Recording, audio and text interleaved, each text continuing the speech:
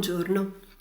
Vorrei proporre una breve riflessione sul verbo sperare come tratto caratterizzante l'esperienza umana e sua struttura fondamentale, partendo da un'osservazione molto semplice, per cui sperare è un certo modo di disporsi al mondo, cioè è un'inclinazione del mondo emotivo e del mondo morale.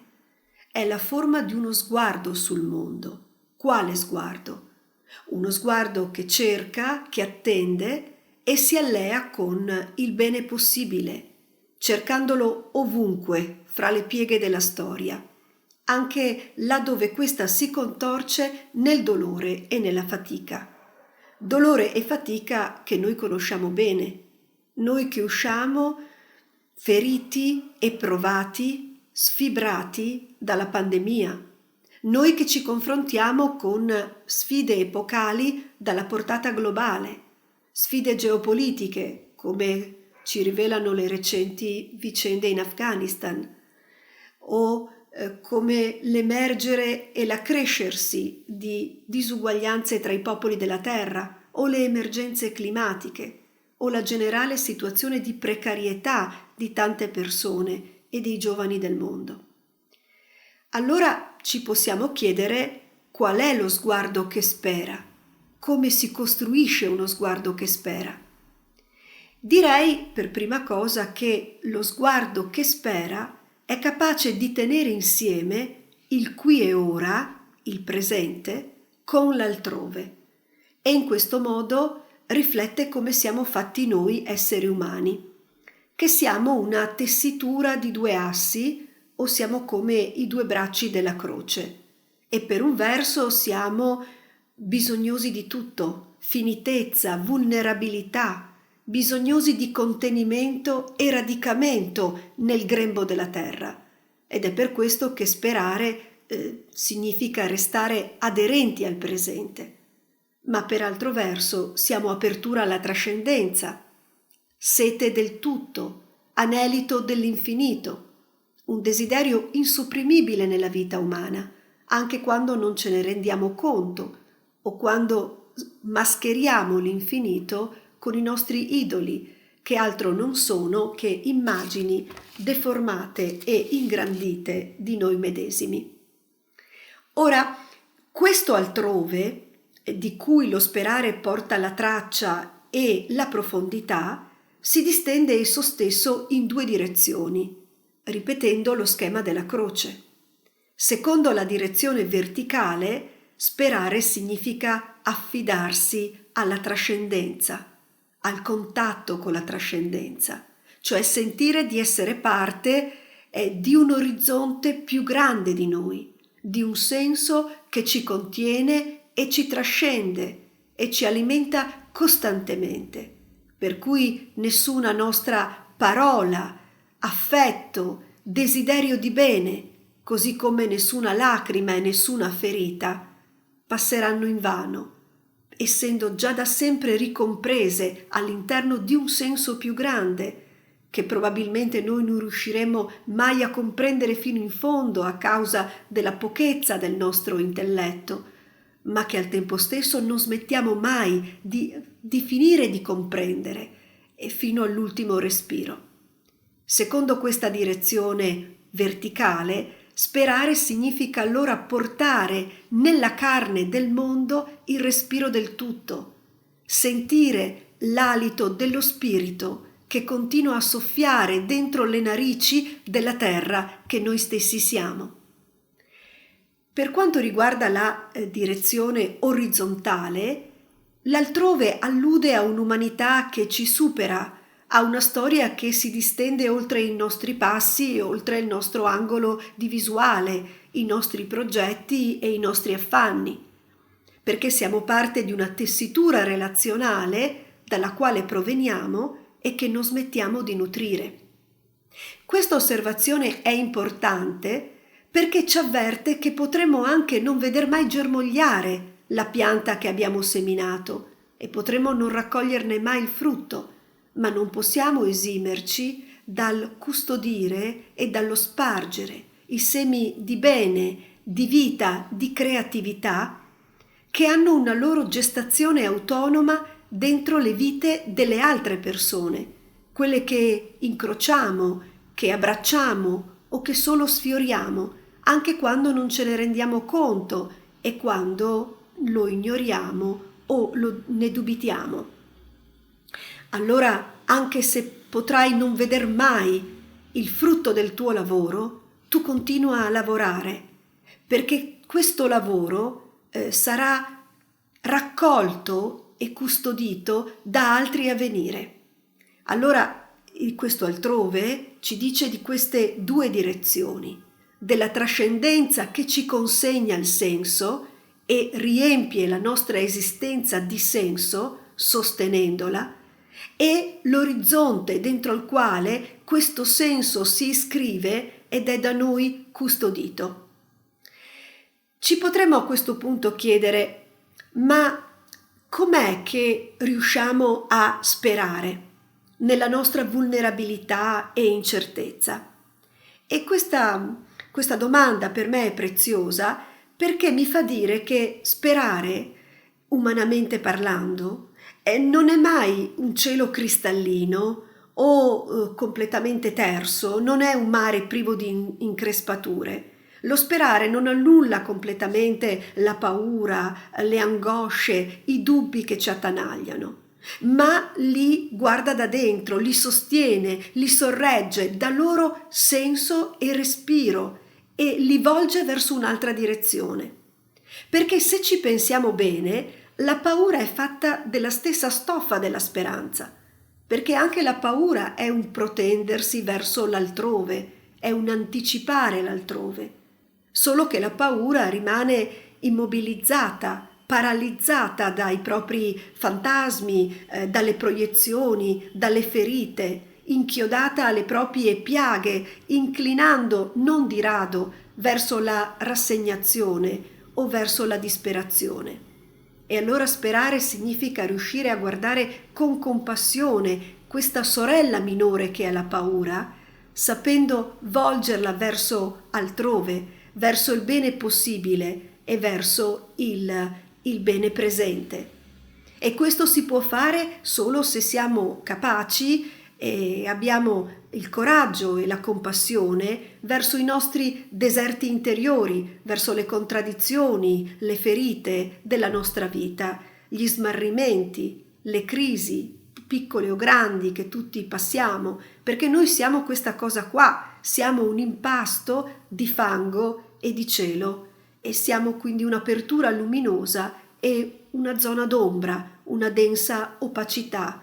E lo sperare ha questa stessa dinamica, a volte è vigoroso e tenace, altre è indifeso e indolente. E per questo è profondamente umano. Ma se sperare è avere uno sguardo sul mondo, allora questo sguardo non accade da solo. È uno sguardo che va nutrito, coltivato, esercitato quotidianamente. E la domanda diventa: come esercitare lo sguardo che spera? E qui, tra le molte osservazioni che potrei fare, cito semplicemente 3 esercizi che a me paiono centrali. Il primo è l'esercizio della consapevolezza profonda. Mi devo chiedere chi sono, cosa provo, sento, cosa mi spaventa, cosa mi anima, verso dove muovono i miei passi, chi è il mio Dio, perché mi alzo, lavoro, prego, soffro, piango, spero. Il secondo esercizio ci porta verso gli altri, quindi prende questo lavoro nel foro interiore e guarda verso l'altro. E in effetti è l'esercizio dello sguardo di compassione su tutte le creature del mondo. E dovremmo cominciare ad avvertire questo senso di interdipendenza tra tutte le creature che grondano del sangue, delle ferite, delle lacrime, del pianto, ma anche della bellezza e dello splendore, della creatività. E quindi guardare con uno sguardo di benevolenza a tutte le creature, alleandoci con le parti buone e scommettendo sul bene di tutte le creature, prendendoci cura delle creature a partire dalla creatura piccola che siamo noi. E il terzo esercizio è il più importante di tutti perché è la condizione di possibilità degli altri due e è la ruminazione della parola.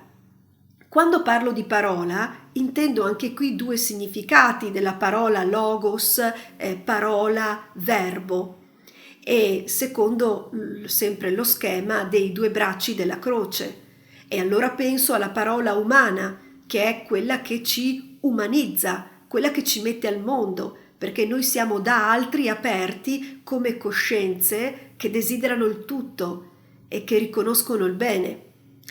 E naturalmente quando parlo di ruminazione della parola intendo la ruminazione della parola di Dio, la quale è sorgente di creatività permanente ed è quella parola che ci strappa dalla notte del non senso o dall'abisso del nulla, ed è quella parola che ci sorregge e che chiede di farsi carne nella nostra vita di tutti i giorni.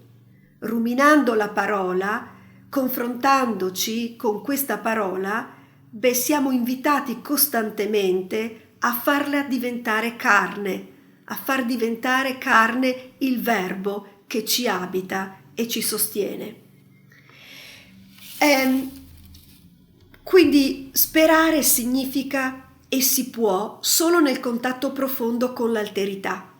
Anche le parole per sperare ci sono state date, ci hanno preceduto e messo al mondo, nessuno può sperare da solo e ciascuno è invitato dunque a coltivare il contatto con l'alterità, sia nelle notti di smarrimento che nel chiarore della contemplazione, nel deserto degli affetti come nella calda sollecitudine della cura, perché la vera malattia dell'io è la sua contrazione su se medesimo, è il suo autoinflazionamento, il voler occupare la parte del tutto, il voler farsi tutto, il voler farsi Dio. E in questo modo l'essere assetato delle insegne dell'approvazione e del potere, il quale come una bocca spalancata sacrifica alla propria fame smisurata anche la pelle degli altri. E quindi dobbiamo capire che l'io che si nutre solo di se stesso e prima o poi muore di fame. E l'ultima cosa che voglio dire è che il nostro sperare, per tutto quello che abbiamo detto, spesso vacilla di fronte alla prova della malattia, al dolore inesprimibile della perdita degli affetti, vacilla di fronte alle contrarietà tra di noi e alle crisi che dobbiamo superare. E quindi la domanda più impegnativa è quella: perché sperare? In ragione di cosa sperare? Ha senso sperare? E mentre cercavo una risposta a questa domanda, mi sono imbattuta in una frase di Maria Zambrano che è stata recentemente ripresa in un bel libro di Laura Campanello. E la frase recita così: sembra che dover rinascere sia condizione della vita umana, dover morire e risuscitare senza uscire da questo mondo. Allora, alla luce di queste parole, mi pare di poter concludere che sperare non significa illudersi che tanto domani tutto andrà bene, tanto quanto non significa cedere il passo alla rassegnazione con le sue gabbie confortanti. Significa piuttosto continuare a lottare per rinascere tante e tante volte, sapendo che le piaghe di cui ogni nostra risurrezione porta il segno sono già state trasfigurate proprio sulla croce, proprio là dove l'abisso del non senso si è incontrato con lo smisurato dono di sé, là dove la follia umana si è incontrata con l'inerme potenza di un corpo che si dà per amore. Ed ecco allora che questo incontro è avvenuto in modo unico e definitivo e rappresenta la luce verso dove muovono i nostri passi. E allora sperare si può, perché nelle tante piccole e grandi morti quotidiane nostre e degli altri, allora qui il Signore della vita, ovvero il Cristo abbandonato, il Cristo crocifisso, ma anche il Cristo risorto, ecco, è colui che ha preso su di sé tutto questo dolore. Ed è colui che non strappa questo dolore dalla nostra carne, ma vi abita dentro, lo sostiene, lo sorregge, lo cura, gli dà respiro, gli dà un senso profondo, gli dà vita. Quindi si fa grembo e gestazione affinché ogni creatura, anche la più ferita e negletta, possa rinascere in direzione di una vita nuova e di un'umanità più matura e consapevole e generosa. Un caro saluto a tutte e a tutti.